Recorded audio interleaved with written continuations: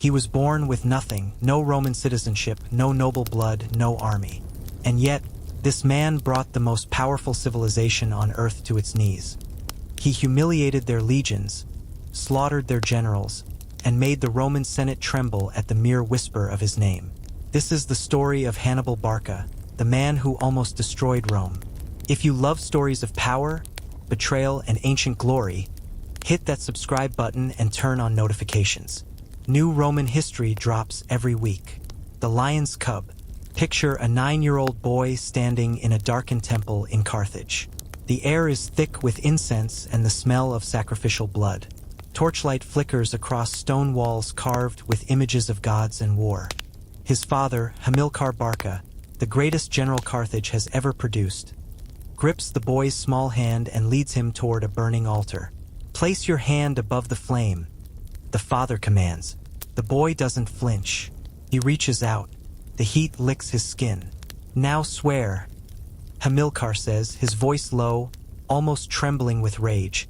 "Swear that you will never, never be a friend of Rome." The boy looks up at his father. His eyes are steady. His jaw is set. And in a voice far too certain for a child, he speaks the oath. "I swear it." That boy is Hannibal Barca, and he will spend the rest of his life honoring that vow with blood, fire, and a level of military genius the world has rarely seen. To understand what created Hannibal, you have to understand what Rome did to Carthage.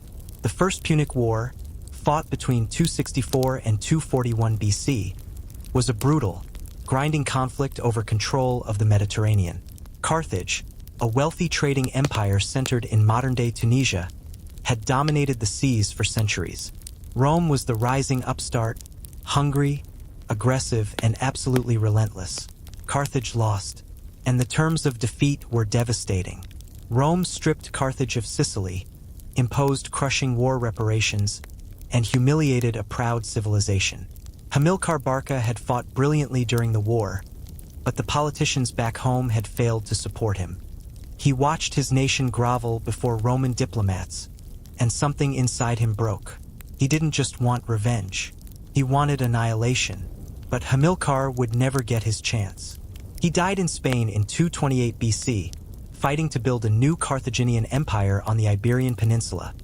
A launching pad, many historians believe, for the war he always planned to bring to Rome's doorstep. Before he fell, though, he had already forged his greatest weapon, his son.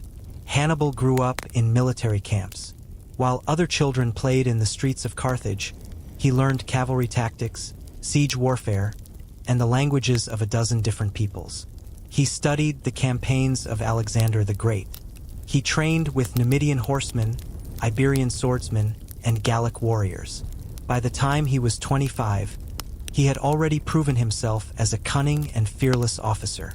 And when his brother-in-law Hasdrubal was assassinated in 221 BC, his army, unanimously chose Hannibal as their new commander.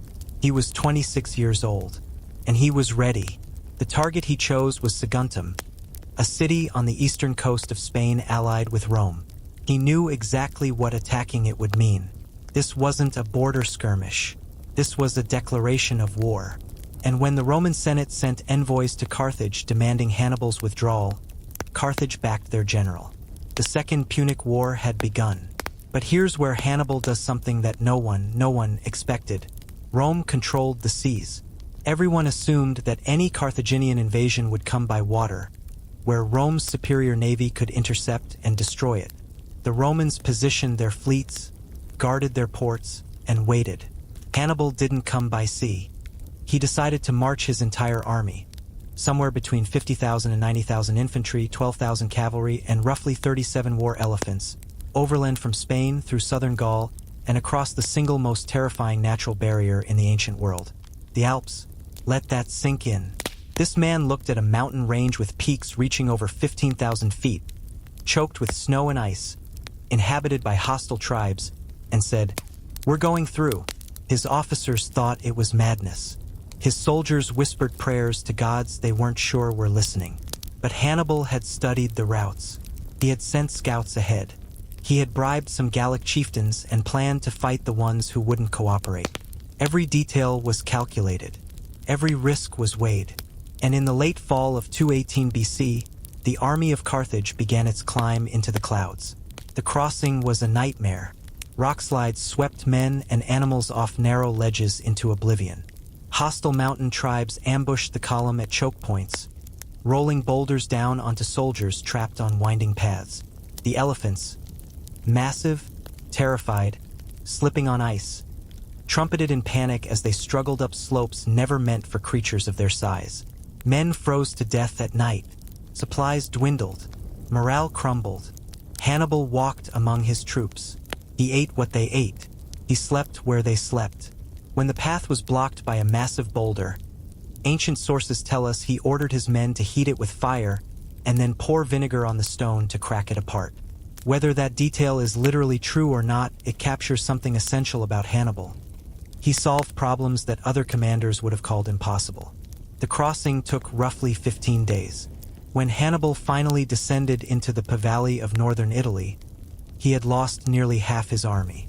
Some accounts say he emerged with only 20,000 infantry, 6,000 cavalry, and a handful of surviving elephants. Any other general would have turned back. Any sane military mind would have looked at those losses and called the campaign over before it started. Hannibal looked south, toward Rome, and smiled, because the Romans had no idea what was coming. Their armies were positioned to fight a naval war or to intercept an invasion from Spain through coastal routes. The idea that anyone would cross the Alps with a full army was considered suicidal fantasy. And yet here he was, standing on Italian soil, with an army hardened by suffering and a general who had just accomplished the impossible.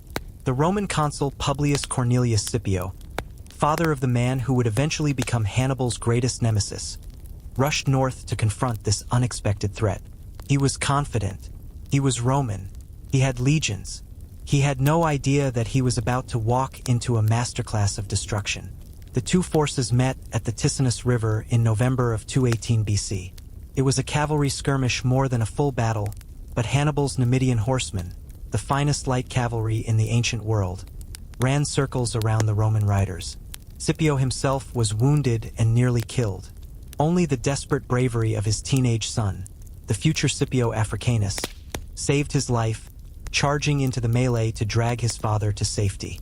The Romans fell back, stunned, confused, and Hannibal was just getting started, because the battle at Ticinus was merely a prelude, a warm-up act. Within weeks, Hannibal would face a much larger Roman army at the Trebia River, and what he did there would send shockwaves through the entire Roman Republic. He was outnumbered. He was on foreign soil. He had lost thousands of men in the mountains. And none of that mattered, because Hannibal Barca didn't fight the way other generals fought. He fought like a predator, patient, cunning, always 3 moves ahead. And Rome, mighty, unconquerable Rome, was about to learn what it felt like to be prey. It is December 218 BC. The Italian winter bites hard. Snow blankets the fields near the Trebia River, a tributary of the mighty Po. The Roman army, nearly 40,000 strong, is camped on the eastern bank, commanded by the consul Tiberius Sempronius Longus. He's eager, ambitious, desperate for glory before his term as consul expires. Hannibal is counting on all of it. See, Hannibal understood something that most generals of his era didn't fully grasp. War is not just about numbers, formations, or even courage. War is psychology. If you can get inside your enemy's head, if you can make them angry, impatient, overconfident, you've already won half the battle before a single sword is drawn. And Sempronius? He's practically begging to be manipulated. The night before the battle, Hannibal calls his officers into his tent. The plan he lays out is elegant in its simplicity and utterly ruthless in its execution. His younger brother, Mago, will take 2,000 hand-picked soldiers, infantry and cavalry, and hide them in a ravine choked with brush and tall grass on the Roman side of the river. They will wait, silent, invisible, patient as vipers coiled in the weeds. Meanwhile, at dawn, Hannibal will send his Numidian cavalry across the river to harass the Roman camp. They'll throw javelins, shout insults, make themselves impossible to ignore. The goal isn't to fight. The goal is to provoke. And Sempronius, right on cue, does exactly what Hannibal expects. The Numidians appear at first light, whooping and jeering at the Roman sentries. Sempronius, furious, orders his entire army to pursue. No breakfast, no time for the men to properly arm themselves. Just rage and wounded Roman pride driving them forward into the freezing December morning. The legions wade across the Trebia River. The water is chest-deep in places, ice cold. By the time the Roman soldiers reach the opposite bank, they're soaked, shivering, exhausted, and hungry, and Hannibal's army is waiting for them, rested, federal warm. The battle begins conventionally enough. The Roman infantry pushes forward with their trademark discipline, locking shields, grinding ahead. For a moment, it even looks like the center might hold. But Hannibal's cavalry, those devastating Numidian horsemen and his Spanish riders, sweep around the flanks. The Roman cavalry, outnumbered and outmaneuvered, collapses. Now the legions are exposed on both sides. And that's when Mago springs the trap. From the ravine behind Roman lines, 2,000 Carthaginian soldiers explode into the rear of the enemy formation. Suddenly, the Romans aren't fighting a battle. They're caught in a three-dimensional nightmare. Enemies in front, enemies on the flanks, enemies behind. The Roman army doesn't just lose. It disintegrates. Some 20,000 Romans die that day. Frozen bodies litter the fields. The Trebia River runs red with blood, chunks of ice drifting through clouds of crimson. The survivors flee in a blind panic, many drowning in the same freezing waters they crossed just hours before. Hannibal's losses? Minimal, mostly among his Gallic allies, warriors he considers expendable anyway. Rome is stunned, but this is only the beginning. In the spring of 217 BC, Hannibal moves south. His army, now swelling with Gallic recruits who see him as a liberator from Roman oppression, descends toward central Italy. The new Roman consul, Gaius Flaminius, pursues him with an army of approximately 25,000 men. Flaminius is cut from the same cloth as Sempronius, aggressive, proud, and utterly convinced of Roman invincibility. He chases Hannibal's army through the hills of Etruria, desperate to bring the Carthaginian to battle before he can threaten Rome itself. Hannibal lets himself be chased. He wants Flaminius following him, because he's leading the consul directly into a killing ground. Lake Trasimene. Picture this. A narrow road winding along the northern shore of a mist-shrouded lake. Hills rise steeply on one side, the water glimmers on the other. There's nowhere to run, nowhere to maneuver. It's a natural coffin if you're the one trapped inside. Hannibal positions his army in the hills overnight. Infantry hidden in the tree line. Cavalry waiting at the far end of the road to seal the exit. Skirmishers prepared to rain death from above. Everything is in position by dawn. And then he waits. The morning of June 21st, 217 BC, rises thick with fog. Visibility drops to almost nothing. Flaminius, still burning to catch his enemy, orders his column forward along the lakeside road. The legions march in a long, strung-out line, the worst possible formation for an ambush. They never see it coming. The attack erupts from everywhere at once. Carthaginian soldiers pour down from the hills, screaming war cries in a dozen languages. The Roman column fragments instantly. There's no time to form battle lines, no chance to organize a defense. It's pure chaos. Hand-to-hand slaughter in the swirling mist, men dying without ever seeing who killed them. Flaminius himself tries to rally his troops. He fights bravely by all accounts, but an Insubrian Gaul, a warrior from one of the tribes brutalized by Roman expansion, spots the consul's distinctive armor and charges. Moments later, the Roman commander is dead, a spear through his chest. The battle, if you can call it that, lasts perhaps 3 hours. 15,000 Romans die. Another 10,000 are captured. The lake shore is so choked with corpses that, according to ancient sources, the water remains stained with blood for days. Hannibal's casualties? Maybe 2,500 men. When news of Lake Trasimene reaches Rome, the city erupts into panic. For the first time in generations, the phrase rings through the forum that Romans have dreaded since the days of the Gallic sack, Hannibal ad portas. Hannibal is at the gates. Mothers weep in the streets. Senators speak in hushed, terrified tones. The Roman people, proud, unconquerable Romans, begin to genuinely wonder if their city will survive. The Senate takes an unprecedented step. They appoint a dictator, not in the modern sense, but in the ancient Roman tradition. A single man granted absolute power during a time of extreme crisis. His name is Quintus Fabius Maximus, and his strategy will define the next phase of this war. Fabius refuses to fight. Sounds like cowardice, and to many Romans at the time it feels like cowardice. But Fabius understands something crucial. Hannibal cannot be beaten in open battle. Not yet. The man is too brilliant. His army is too experienced. His cavalry dominance is too absolute. Every engagement plays to Carthaginian strengths. So Fabius shadows Hannibal's army without ever engaging it directly. He harasses supply lines. He picks off foraging parties. He lets the Italian summer do its work, draining Carthaginian strength through exhaustion and attrition. The strategy earns him a nickname, Cunctator. The delayer is not heroic, is not glorious, but it keeps Rome alive. The problem? Rome doesn't want to survive. Rome wants revenge. By 216 BC, the Roman people have had enough of Fabian tactics. New consuls are elected, Gaius Terentius Varro and Lucius Aemilius Paulus, and they're given a clear mandate: destroy Hannibal. The Senate raises the largest army Rome has ever fielded. Estimates vary, but most historians believe somewhere between 80,000 and 86,000 Roman and Allied soldiers march south to confront the Carthaginian menace once and for all. Hannibal has roughly 50,000 men. He's outnumbered nearly 2-1. The two armies meet near a small village in southeastern Italy, a place called Cannae. What happens next will become the single most studied battle in military history. Generals from Napoleon to Schwarzkopf have analyzed it. Military academies around the world still teach it, because at Cannae, Hannibal doesn't just win.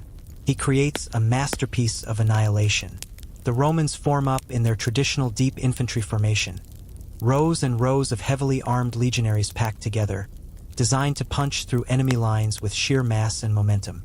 It's the formation that conquered Italy, the formation that crushed the Greeks and the Gauls.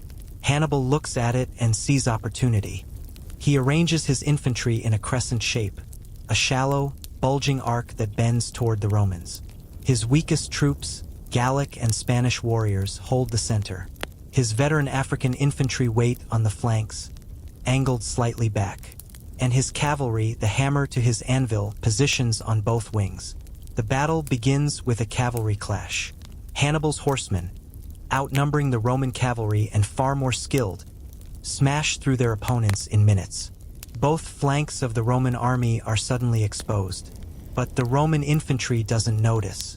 They're pushing forward, deeper and deeper into Hannibal's deliberately weakened center.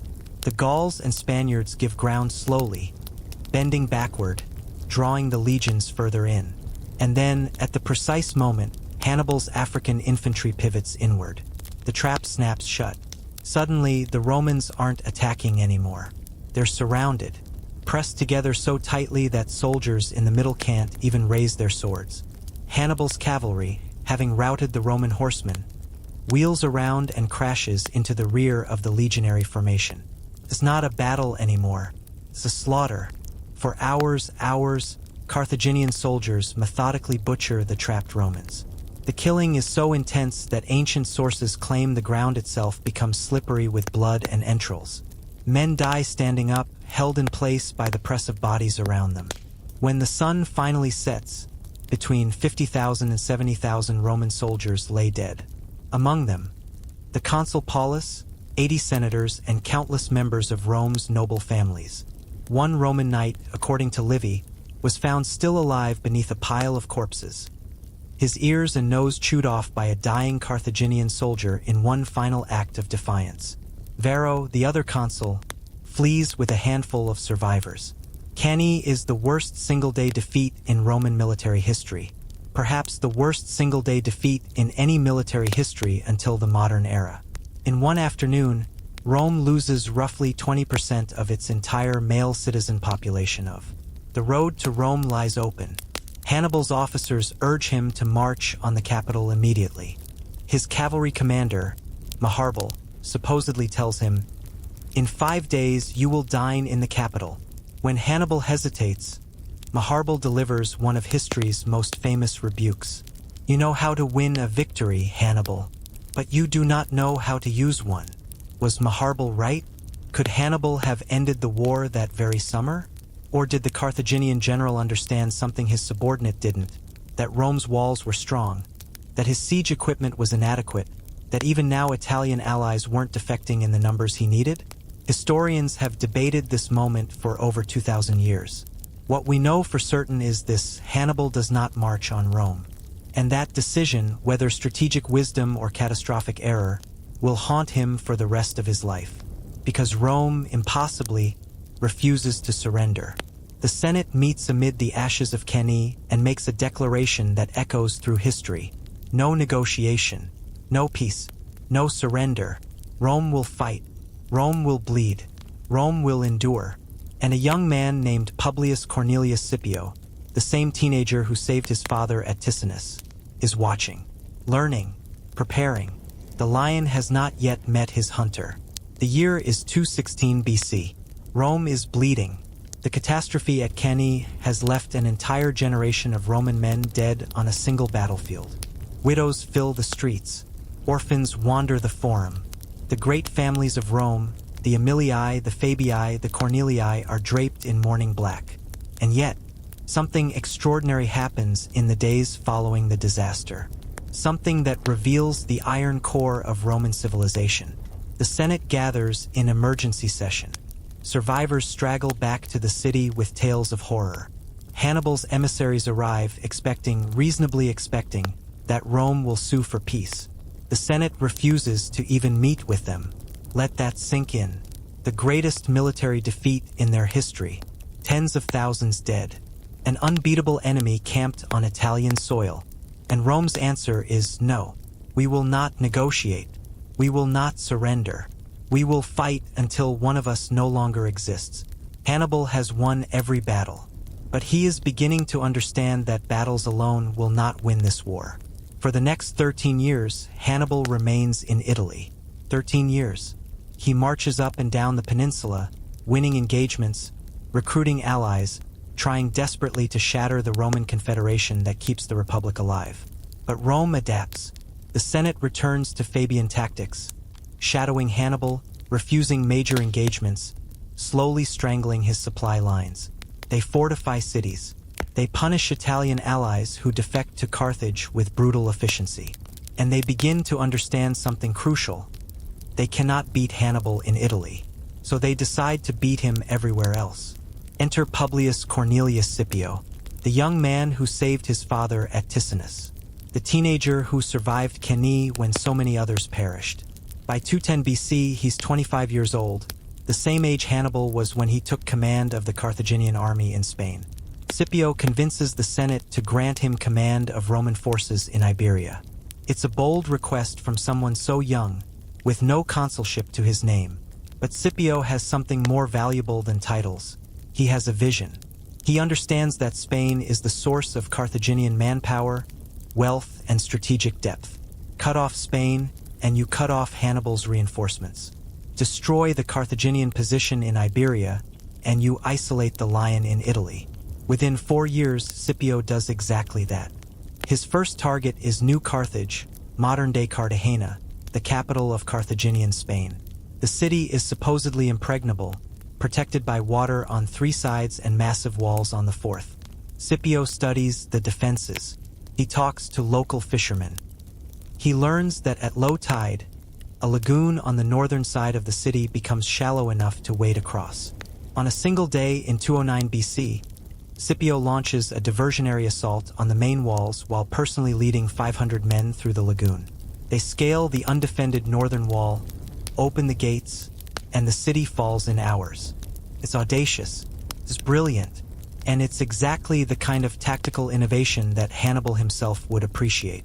Scipio doesn't just capture New Carthage. He captures the Spanish hostages that Carthage held to ensure the loyalty of Iberian tribes. And instead of executing them or holding them for ransom, he releases them, sends them home to their families with gifts and kind words and promises of Roman friendship. The Iberian tribes, many of whom had fought for Carthage only under compulsion, begin switching sides.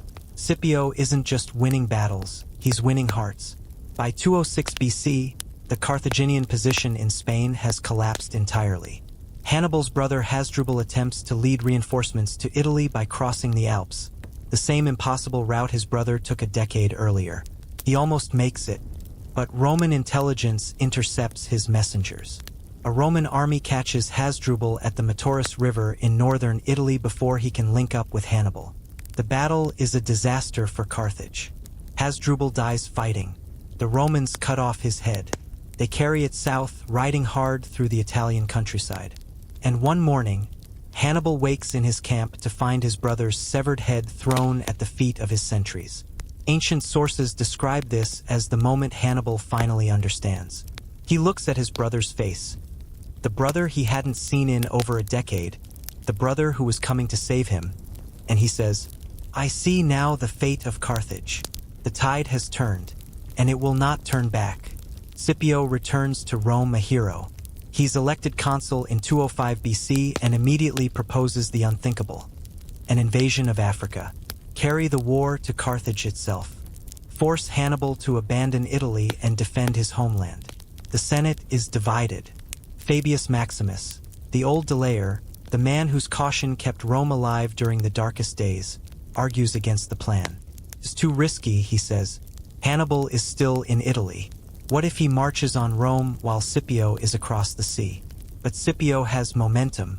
He has public support. And he has an iron certainty that this is Rome's moment. In 204 BC, Scipio lands in Africa with approximately 25,000 men. Within a year, he's defeated Carthaginian armies, burned enemy camps in daring night raids, and forged an alliance with the Numidian king Massinissa, turning Carthage's own cavalry weapon against them. Carthage panics. They send desperate messages to Italy. "Come home, Hannibal. Carthage needs you. Only you can save us now." After 15 years on Italian soil, Hannibal Barca boards his ships and sails for Africa. He leaves behind thousands of Italian allies who trusted him, who believed in his promise of liberation from Rome. When some of these allies try to board the transports, Hannibal's soldiers kill them to save space for Carthaginian troops. It is, perhaps, the darkest moment of Hannibal's career, a betrayal born of desperation. The lion is retreating, and he knows it. The two greatest generals of their age finally meet at a place called Zama in October of 202 BC. Before the battle, they agree to a face-to-face conference. Hannibal and Scipio, standing between their armies, negotiating the fate of the Mediterranean world. What they say to each other is lost to history. Ancient sources give us dramatic reconstructions, but no one truly knows what words passed between them. What we know is that negotiation fails. The war will be decided by blood. At Zama, everything is different. For the first time in his career, Hannibal faces an army with superior cavalry. Massinissa's Numidians, the same type of horsemen who devastated Roman flanks at Trebia, at Trasimene, at Kenny, now ride for Rome. Scipio has studied Hannibal for years. He's learned from every defeat. He's adapted Hannibal's own tactics, his flexibility, his willingness to innovate. The student has become a master in his own right. The battle begins with Hannibal's war elephants charging the Roman line. But Scipio has prepared for this. His men open gaps in their formation, creating corridors for the elephants to charge through harmlessly. Trumpets and noise drive the confused beasts away from the infantry. The cavalry clash on both wings goes Rome's way. Massinissa and the Roman horsemen drive off their Carthaginian counterparts and pursue them off the battlefield, exactly as Hannibal's cavalry once did to the Romans. Now it's infantry against infantry, veteran against veteran. For hours, the two armies grind against each other in brutal, bloody stalemate. Hannibal's third line, his hardened veterans from the Italian campaign, holds firm against everything Scipio throws at them. And then the Roman cavalry returns. They crash into the rear of the Carthaginian formation. The same tactic Hannibal used at Cannae. The same encirclement. The same annihilation. The Carthaginian army breaks. 20,000 dead. Another 20,000 captured. Hannibal himself escapes with a small escort, riding hard for Carthage. The Second Punic War is over. The peace terms are crushing. Carthage surrenders its entire navy, all but 10 ships. Massive financial reparations. All territory outside Africa, and a provision that will prove fatal. Carthage cannot wage war, even in self-defense, without Roman permission. Hannibal lives. For a time, he even serves as a civil administrator in Carthage, reforming the government, rooting out corruption, trying to rebuild his shattered nation. But Rome's hatred follows him. Roman envoys pressure Carthage to hand him over. In 195 BC, Hannibal flees into exile. He spends his final years wandering the eastern Mediterranean, advising kings, plotting comebacks that never materialize, always staying one step ahead of Roman assassins. He helps the Seleucid Empire fight Rome. He advises Bithynia in Asia Minor. Everywhere he goes, he dreams of returning to face his enemies one more time. It never happens. In 183 BC, at approximately 64 years old, Hannibal finds himself cornered. Roman agents have finally tracked him to a village in Bithynia, in what is now northern Turkey. His host, King Prusias, has agreed to betray him. The soldiers surround his house. Every exit is blocked. There is no escape. Hannibal has always carried poison in a ring on his finger, a final guarantee that he will never be paraded through Rome in chains, never be humiliated by the people he spent his life trying to destroy. He takes the poison. According to some accounts, his final words are, "Let us now put an end to the great anxiety of the Romans, who have thought it too long and too heavy a task to wait for the death of a hated old man." Even at the end, he's mocking them.